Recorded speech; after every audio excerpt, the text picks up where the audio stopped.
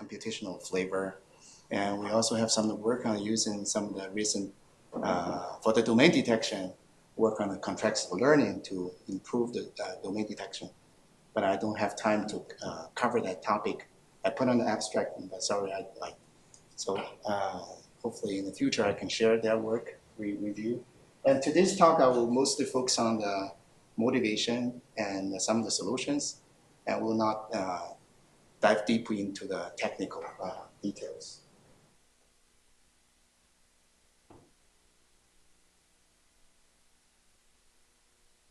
So you all know the single cell sequencing. So single cell sequencing technology has been developed over more than 10 years. And so you have tissue sections, you have tissues, or you have blood samples, and you can isolate and sequence individual cells, and you get the sequencing reads, and then you get this count matrix. You have genes, and within each cell, you have P genes, and basically you have counts, right? And because of this single cell resolution, this count matrix is quite sparse. Some of the cells, some of the genes, you don't observe any expression. And also these genes, actually, we know the genes has a specific expression in a certain cell type. For example, in the T cells, some genes are specifically expressed in T cells or B cells, so they don't express in other cells. For example, if this cell is a T cell, and you will see a lot of zeros, and for those genes, they don't express in the T cell. So this matrix is quite sparse. And with that count matrix, you can do the classification, and you can, based on the classification, you can do the cell type annotation and group those cells together. This is maybe the immune cells, this may be epithelial cells, other cell type. So that's a single cell.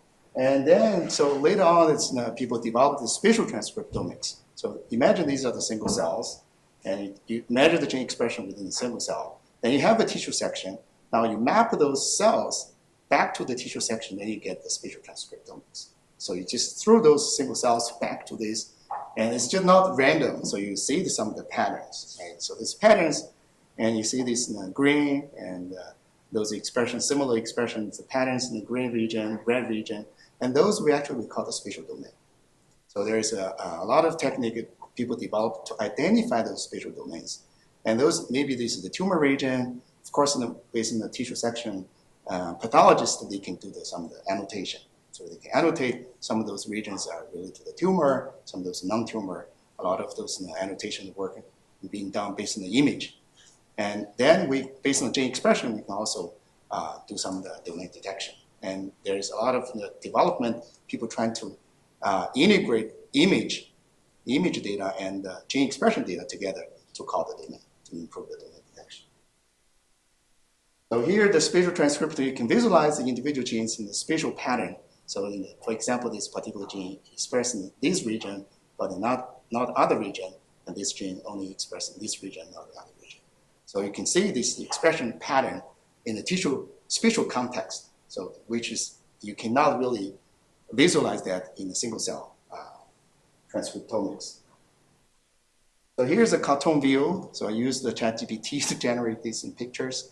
So imagine this is a complex tissue, and the old technology, you do the bulk genomics, you mix them together, and you have many samples, and you measure each gene, you get this count matrix.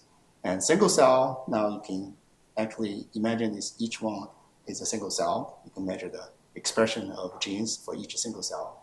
Now this matrix is a lot more sparse compared to this bulk genome count matrix. And the spatial one, in addition to this count matrix, you also have a spatial coordinate. You measure spatial coordinate for each cell in a spatial location.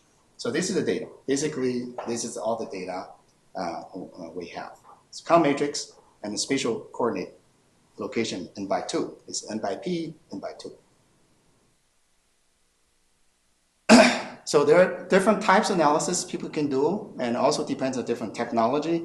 And we use the 10x Visium, and essentially what you get is a spot level data, spot level resolution, and you have each spot contain 5 to 20 cells, and each cell belongs to different cell type. So the first task for this kind of data, spot level data, is to the cell type deconvolution. We know the cells belongs to different cell type, and this is kind of like a pseudo bulk, very small spot, and this spot contains maybe 10, 20 cells, and people are interested to identify cell type proportion. Of course, you want to be able to observe exactly how many cells within that spot, but it can ask me the proportion of those belongs to the certain cell type. So these are one cell type and another cell type. And so the deconvolution is trying to estimate cell type proportions within each spot. And another type of analysis is identify spatially variable genes. So I will show you the example, what is a spatial variable gene? And then another task is people trying to understand the spatial domains. So they're also called the spatial clustering. And once you get the spatial domains, and the downstream is you can identify domain marker gene. So specific certain genes highly expressed in a certain domain compared versus all the others. And some other tasks involve the tumor microenvironment analysis and cell-cell communication analysis. So we also have some project going on tumor microenvironment analysis, and you're trying to understand the microenvironment surrounding the tumor cells, and certain patient, if you do the immune therapy, and it's effective. So there are a lot of the molecular mechanism going on and surrounding the tumor cells, and the immune suppressant or immune infiltration, all those kind of mechanisms you can do the spatial tumor microenvironment analysis. And cell-cell communication related to the ligand receptors, cell-cell communicate, crosstalk, and they can activate a lot of downstream gene expressions. Then you have certain consequence. So the first task I will show you is the spatial deconvolution. As I mentioned, for the spot level data, and it's a mixture of the different cells and belongs to different cell type, and people are interested to understand the cell type distribution or composition within each spot. So there are two types of the deconvolution. One is the reference-based deconvolution. So these are, you have a based on single cell sequencing, you have the marker genes for each cell type. And based on those marker genes, you can build a model to estimate going back to this spatial data and use those reference data, then you can do the deconvolution. So the popular approach includes the CARD, developed by Xiangzhou's group, and RCTD by Raphael group, and the stereoscope, and there are many other approach focusing on the reference-based deconvolution. And there are reference-free deconvolution. So basically, if you don't have reference, you don't have those marker genes, and that's one thing. And the other thing is, if you're interested in doing hierarchical deconvolution, so you get the major cell type, use reference information, you deconvolve, get the major cell types. And for those major cell types, there are some subcell types within those major cell types. You want to do a hierarchical deconvolution. And for those major cell types, you don't have the marker information for the subcell type. And in that case, the reference-free deconvolution is useful for those kind of deconvolution. So one of the popular approaches is acid deconvolve, published in Nature Communication. And this is basically using a latent dirichlet allocation model. It's a popular model for natural language processing. And another one is the spice mix. And there's a card-free for Xiangzhou's group. But this is not essentially completely reference-free because it still need a marker gene list. So this is the reason. And at the end of the day, you have a spot and you get a pie chart. So each spot you get a pie chart. So the pie chart and represents the proportion of the certain cell type. Of course, you have to estimate how many cell types. And so that's a kind of another parameter you need to tune, how many cell types. Once you have 8 cell types, then you can get a pie chart and each get a proportion of the certain cell type. So this is kind of the spatial deconvolution. So the acid deconvolve uses the latent allocation model. Actually, we apply the acid deconvolve to some of the collaborative data, and turns out in those cell types, there are some genes, they appeared in different cell types. So my collaborator says, so these genes, they don't have discrimination power to differentiate those cell types. Why those genes, they appear to many cell types? So those are non-informative genes. So motivated by that observation, we propose this weighted approach. It's kind of the weighted LDA model, and we use the balanced distribution concentration weighting, which is basically a negative entropy measure. And if your gene is uniformly expressed across all topics, so it's non-discriminative, and the entropy is high, and so the weight is low. So we downweight that gene. And if the gene only expressed in a certain cell type, and the entropy is low, then it's operated, and you get this. For those high discriminated power genes have a high weight. And this is still based on the LDA model framework and use the deep sampling. And it turns out the performance is much improved compared to acid deconvolve. So here's the example, and this is the annotation, kind of true annotation. And this is acid deconvolve. If you look at this layer, the blue layer, and our weighted approach, the blue layer, you have to recover that proportion, cell type proportion, much better than this original acid deconvolve without incorporating gene weighting. So another one I wanted to talk about is the spatial variable gene. So these are basically popular kind of the project that people are interested in spatial transcriptomics analysis. So I give you, this is the tissue section, and these are the gene expressions. Red represent the high expression, green the low expression. So among those three genes, which one you think is a spatially variable gene? SVG, we call it SVG. So this one looks like the expression is more uniform, right? And this is also more uniform spatially. And this one is non-uniform, so it's a unique pattern. So it's most likely this is SVG. We call it SVG. So the task is to identify those genes that's showing some non-random pattern and across the tissue section. So of course you cannot visualize the genes, each gene, to determine if that's a SVG or not. We have to rely on modeling and the testing. So there are some of the, we did a mini review published last year. And earlier this year, Jessica Lee's group, we have a comprehensive review categorized in the 34 approach for SVG detection. So if you're interested in SVG, so these are reference, you can take a look. And so most approach are based on the Gaussian process model. And basically the Y's follow the multivariate normal distribution and with some of the covariates. And this is a spatial effect. And the K is a spatial kernel. So you have a spatial location, you can calculate the spatial kernel. So similarity between the two spots based on the two-dimensional spatial coordinates, you can calculate the kernel and you can estimate the variance component, the spatial variance component. Then you test this variance component equals 0 versus positive. And then you repeat this process for all those genes. And you already have probably more than 10,000 genes. And after that, you do the multiple testing correction. So that's the SVG process. So the early days, this is 2018, this is spatial DE. This is the first paper for spatial variable gene detection. And exactly this is the Gaussian process model. And the test in this one use a like ratio test.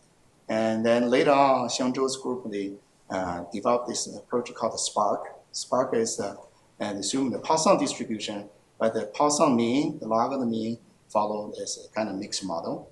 And this is the spatial variant.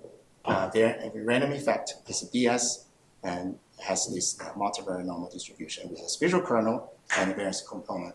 And then you test the tau 1 equals 0. And so the testing, you use the score test without, you don't need to estimate this tau 1, and you can use a score test. And it's pretty scalable. So this is the SVG, there's two represented papers for SVG detection. But we know the cells have different cell types, right? So all these SVG, they ignore the cell type.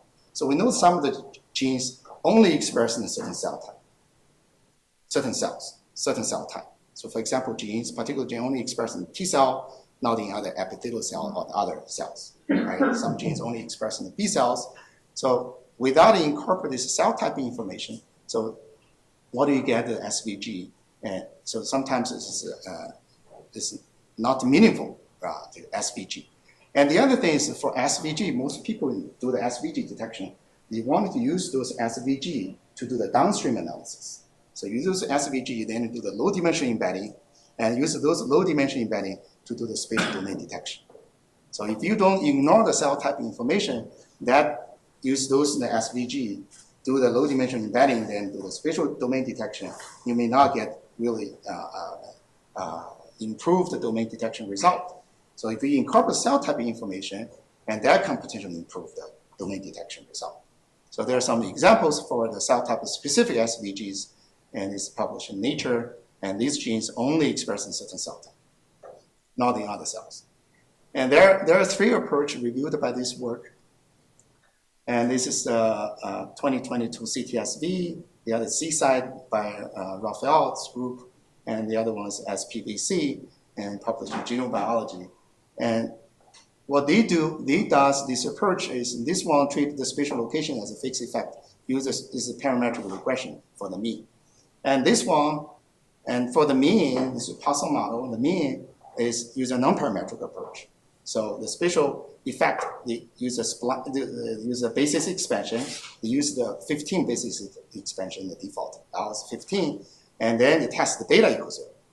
And for this one, they use a bivariate spline, and they get a bivariate spline, and then with the bivariate spline, then you test the effect of this inter equals 0. So all these treat the spatial locations effect as a fixed effect. Speed up. So there is a potential issues. We know the tissue section position randomly, and they can have different orientation.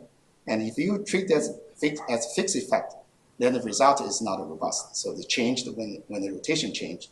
And we actually have found these issues, and this Nature Communication editor invited us to write a comment paper to regarding. So the rotation invariance is essential for the SVG detection. So if your approach fixed effect model is not a rotation invariance. So you will get, if you rotate the tissue sections by 30 or 60 degree or 90 degree, and the result changed. So the result is not reliable. And basically, if you use the kernel-based, distance-based kernel approach, these are rotation invariant, because the distance, if you do the rotation, you get the same distance as the original distance. And if you calculate the kernel, so the Gaussian kernel is the distance-based rotation invariant. So we propose this stance approach. This is a framework, and to identify cell type of specific SVGs.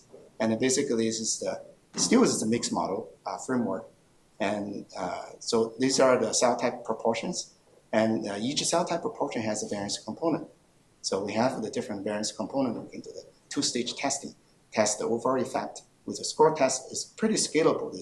So with 10,000 genes, and if you have less than 3,000 spot, probably less than 10 minutes you can do the first stage testing. Then the second stage, you can do the cell type specific SVG detection by testing the cell type specific variance component. So this is a spatial visualization of the genes. I'll skip this. And for the spatial domain detection, based on this CTSVG, actually the domain AR values is actually improved compared to the Spark without considering cell type specific information. So this is regular SVG. So you can improve the domain detection result. So the last one I wanted to briefly mention is the spatial domain detection. So the spatial domain is you can visualize this continuous region and in the tissue where the gene expressions profiles are relatively homogeneous and distinct from neighboring regions. Spatial. So currently there are different approach for the spatial domain detection with graph-based clustering and Bayesian Markov random fields models, and like a Bayesian space and a deep learning approach, like in the Stargate and SPA GCN and SEDA CEDR, and an integrated approach. And so these are different approach, but different approach, if you look at the performance, so sometimes this approach is perform better for this sample, but sometimes perform better for another approach for another sample. So it's really sample data dependent. So we propose this the ensemble clustering approach. So you have a multiple approach, we can ensemble all this approach together to get a better domain detection result. So this is the, so I don't have time to talk about this. And so this is a summary, and ST is really a critical technology to review the spatial gene expression pattern, and especially in the cancer research for the tumor. We can understand the tumor microenvironment, and statistics play a key role in this area, and also this AI models and deep learning, you have attention, you have this contrastive learning, transfer learning, all those techniques can play a role in this field. Some of the reference. Thank you.